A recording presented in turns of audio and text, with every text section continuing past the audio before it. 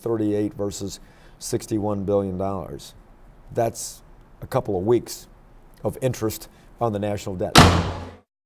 We're coming to a juncture whether or not to raise the debt ceiling. Should we raise it? Well, my first answer is no. The second answer is we can't afford to default on American obligations and cause an international financial crisis. So the only way that it's appropriate to increase the debt limit is if there is a tangible, written, irreversible set of structural reforms in the spending in the United States government that make sure that we are on a downward trajectory in spending that will get us to a balanced budget much farther. If we don't achieve those goals, then I don't see any gain in increasing the debt limit. I mean, this last battle we had was over 38 versus $61 billion. That's a couple of weeks of interest on the national debt. That's not really anything substantial to get our country back on a solvent footing.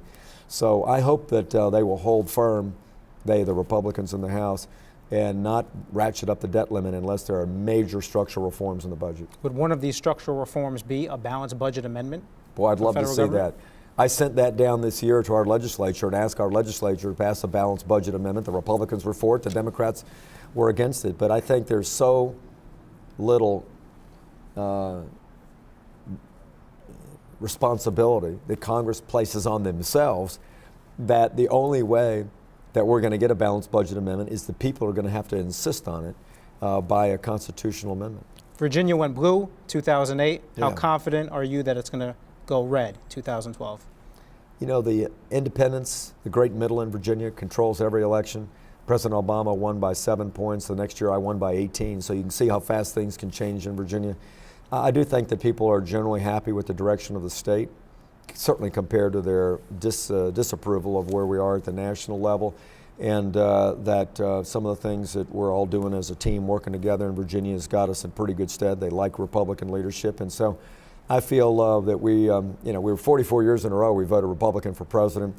I think that we will go back to those normal right of center ways in 2012, but we're going to have a good candidate on the field. We don't have a candidate yet that's been nominated, and so there are a lot of uncertainties, Jason, but I feel that Virginia natural, fiscally conservative approach will mean we got a great chance to have a Republican win in Virginia. Governor, thank you for your time. Okay, glad to be on. Human Events does a great job, and thank you very much.